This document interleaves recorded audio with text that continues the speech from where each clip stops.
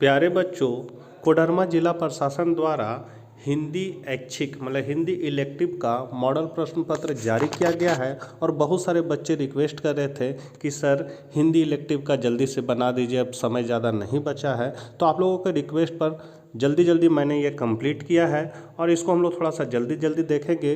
Video 2 part में रहेगा। पहला पार्ट का आज हम लोग वीडियो देख लेते हैं। देर न करते हुए आपसे रिक्वेस्ट है कि चैनल पर नए हैं तो ज़रूर सब्सक्राइब कर ले और हिंदी ऐच्छिक के बच्चों तक ये वीडियो शेयर करें ताकि वे भी इससे लाभान्वित हो सके। इसको बनाने में हमको बहुत मेहनत लगा है और बहुत जल्दी जल्दी से हम इसको कंप्लीट किए हैं। तो चलिए हम लोग आज कुछ नया सीखते हैं।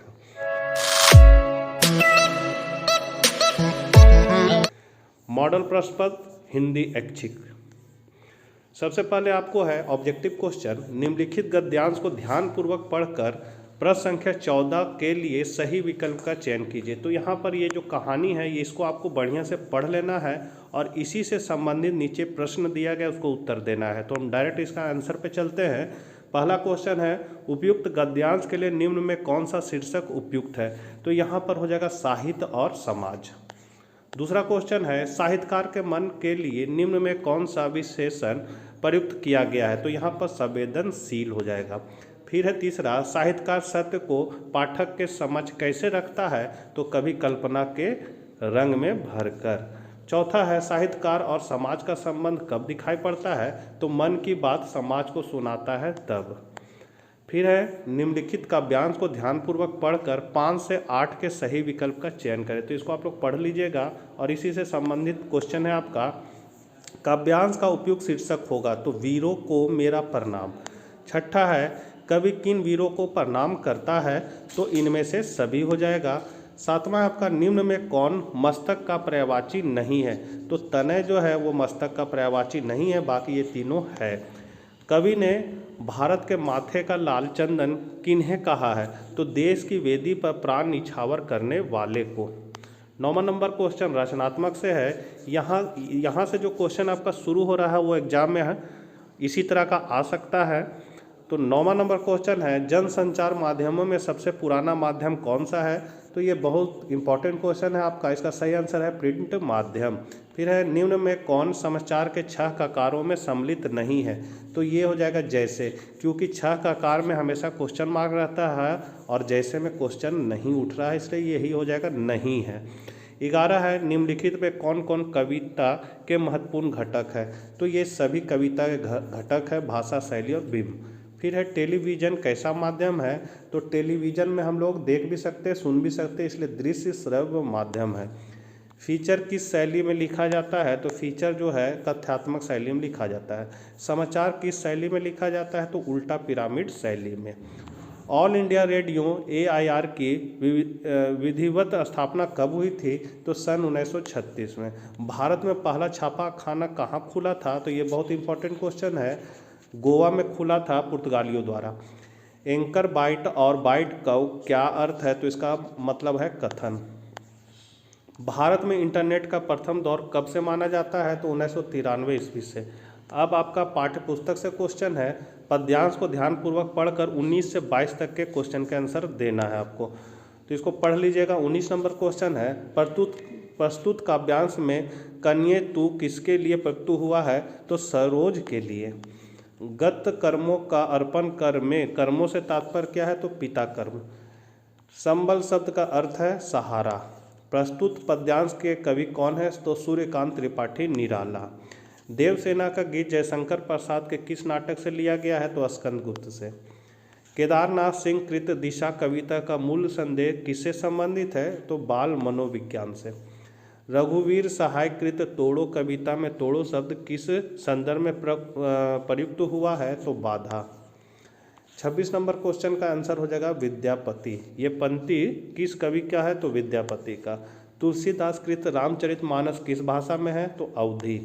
फिर आपको गद्यांश को पढ़ना है और 28 से 31 तक के प्रश्न के उत्तर देना है। तो प्रस्तुत गद्यांश के लेखक कौन है?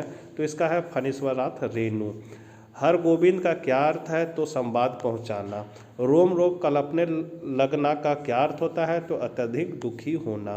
प्रस्तुत गद्यांश किस पाठ से लिया गया है? तो संवदिया। हजारी प्रसाद द्विवेदी जी द्वारा रचित कुटेज किस विद्या की रचना है? तो निबंध। ममता काल्याकृत दूसरा देवसेना कहानी में किस स्थान को केंद्र रखा गया है? तो हर की पौड़ी। असगर वजाहत द्वारा लिखित लघु कथा शेर में हो जाएगा, में शेर किसका प्रतीक है? तो व्यवस्था का। फिर है निम्न में कौन सुमरिनी के मन के पाठ से संबंधित लघु निबंध नहीं है? तो पहचान। उसने कहा था कहानी के कथाकार कौन है? तो पंडित चंद्रधर शर्मा गुलेरी। फिर है पाठ्य पुस्तक में संकलित संरचनात्मक निबंध प्रेमधन की छाया स्मृति में भारतेंदु मंडल के किस प्रमुख रचनाकार की रचना की है? तो यहाँ हो जाएगा रामचंद्र शुक्ल का। फिर जहाँ कोई वापसी नहीं में किस स्थान विशेष की चर्चा है? तो सिंगरौली। इतिहास दिवाकर की उपाधि किसे दी गई है? तो गुलेरी जी को। हजारी प्रसाद द्विवेदी को किस रचना के लिए साहित्यिक अकादमिक पुरस्कार दिया गया है? तो आलोक पर्व। अब यहाँ से आपका विषयनिष्ठ प्रश्न शुरू होता है। तो यहाँ पर है पहला, निम्नलिखित गद्यांश को ध्यानपूर्वक पढ़कर पूछे गए प्रश्नों के उत्तर लिखना है। तो इसको आप लोग पढ़ लीजिएगा। सीधे हम लोग क्वेश्चन में चलते हैं। पहला क्वेश्चन है, देशवासियों के लिए गर्व की बात क्या है? तो देशवासियों के लिए यह गर्व की बात है कि देश वैज्ञानिक और औद्योगिक क्षेत्रों में प्रगति कर रहा है। यहाँ पर आप लोग देख सकते हैं, यहाँ लिखा हुआ है देश वैज्ञानिक और औद्योगिक क्षेत्र में आशातीत प्रगति कर रहा है। फिर है, देश की आशातीत प्रगति से जुड़ा धुंधला पक्ष क्या है? तो हम नैतिकता से छुटकारा चाहते हैं। यह देश की आशातीत प्रगति का धुंधला पक्ष है। इसी से खोज के आपको आंसर लिखना है। फिर है, नैतिक चरित्र से लेखक का क्या आशय है? तो नैतिक चरित्र से लेखक का तात्पर्य सच्चाई, कर्तव्यनिष्ठता और मानवीय भावनाओं से है। फिर यहाँ से आपका रचनात्मक लेखक और अभिव्यक्ति और माध्यम है। तो इंटरनेट वरदान या अभिश्राप विषय पर आपको निबंध लिखना है। तो सबसे पहले हम लोग प्रस्तावना में लिखे हैं कि इंटरनेट के माध्यम से आमजन का जीवन आसान हो गया है, क्योंकि इसके द्वारा हम बिना घर के बाहर गए ही अपना बिल जमा करना, फिल्म देखना, व्यापारिक लेन देन करना, सामान खरीदना आदि काम कर सकते हैं। सब ये हमारे जीवन का खास हिस्सा बन चुका है। हम कह सकते हैं कि इसके बिना हमें अपनी रोज़मर्रा के जीवन में बहुत ही मुश्किलों का सामना करना पड़ता है। इंटरनेट से आशय, तो इंटरनेट का आशय विश्व के करोड़ों कंप्यूटरों को परस्पर जोड़ने का एक ऐसा अंतर संजाल है जो क्षण भर में समस्त जानकारियां उपलब्ध करा देता है। यह कंप्यूटरों एवं सेल फोनों द्वारा सूचना आदान प्रदान करने की प्रणाली है। इसमें प्रत्येक इंटरनेट कंप्यूटर होस्ट कहलाता है और यह स्वतंत्र रूप से डाउनलोड किया जाता है। अब नवीनतम स्मार्टफोनों के सहारे इंटरनेट और भी सुगम हो गया है। इंटरनेट के प्रसार हेतु वेबसाइटों की संरचना, उनका रजिस्ट्रेशन, संचालन और डाउनलोड करने से संबंधित विविध सॉफ्टवेयरों का निर्माण किया गया है। वस्तुतः वेबसाइटों के माध्यम से ही इंटरनेट का संजाल फैलाया जाता है। अब तो video, audio, games, desktop, wallpaper, photograph, ई बुक, जीमेल आदि अनेक बातों का परिचालन इंटरनेट से हो रहा है। इंटरनेट का ब्राउज़र ओपन करते ही पंजीकृत वेब के द्वारा मनचाहे जानकारी क्षण भर में घर बैठे ही मिल जाती है। इंटरनेट या नेट सूचना संचार का तीव्र प्रोसेसिंग माध्यम कहलाता है। इंटरनेट से लाभ, तो इंटरनेट से अनेक लाभ, इसको आप लोग देख लीजिएगा, थोड़ा सा लंबा हो जा रहा है। अब चूँकि निबंध लिखना है तो आपको लंबा ही लिखना पड़ेगा। उसके बाद आपको सदुपयोग की समझ में दे देना है और फिर उपहार दे देना है इसका। उसके बाद है आपका ख नंबर क्वेश्चन, विद्यालय के पुस्तकालय में पाठ्य पुस्तक एवं अन्य पुस्तकों की उपलब्धता हेतु प्राचार्य को एक पत्र लिखना है। तो यहाँ लिखना है, सेवा में प्रधानाचार्य महोदय या महोदया, विद्यालय का नाम एवं पता दे देना है, डेट दे देना है। उसके बाद विषय, पुस्तकालय में नई पुस्तक मंगवाने के लिए प्रार्थना पत्र। महोदय, सविनय निवेदन है कि मैं आपके विद्यालय के कक्षा दे देना है का छात्र हूं। मैं आपको सूचित करना चाहता हूं कि छात्रों को पढ़ने के लिए पुस्तकालय में पर्याप्त पुस्तकें उपलब्ध नहीं है। विद्यालय के पुस्तकालय में जीव विज्ञान, इतिहास, अंग्रेजी, व्याकरण और प्रतियोगी परीक्षा पुस्तकें उपलब्ध नहीं है। इन सभी किताबों की कमी के कारण हमारी पढ़ाई ठीक से नहीं हो पा रही है। अतः मेरा आपसे अनुरोध है कि कृपया इन पुस्तकों और नवीनतम संस्करणों की पुस्तकों को पुस्तकालय में जल्द से जल्द उपलब्ध कराने की कृपा करें, ताकि हम छात्र छात्राएं पूरे पाठ्यक्रम को समय पर आसानी से पूरा कर सकें। आपके इस उचित कार्य के लिए हम सभी छात्र छात्राएं आपका अत्यंत आभारी रहेंगे। धन्यवाद। आपका आज्ञाकारी।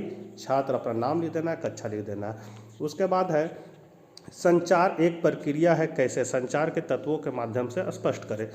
तो जब हम बोलकर, लिखकर या किसी अन्य माध्यम का इस्तेमाल करके किसी दूसरे व्यक्ति को जानकारी या सूचनाओं का आदान प्रदान करते हैं तो इसे कम्युनिकेशन या संचार कहा जाता है। इस प्रक्रिया में विचारों और भावनाओं का सफल साझाकरण होता है। स्पष्ट और आसान शब्दों में कहे तो जानकारी, संदेश, सूचना इत्यादि आदान प्रदान करने की प्रक्रिया ही संचार कहलाती है। इस परिभाषा से स्पष्ट हो जाता है कि केवल सूचनाओं के प्रसारण को ही संचार नहीं कहा जाता है, बल्कि संदेश, जानकारी, विचार और भावनाओं का साझाकरण भी संचार ही कहलाता है।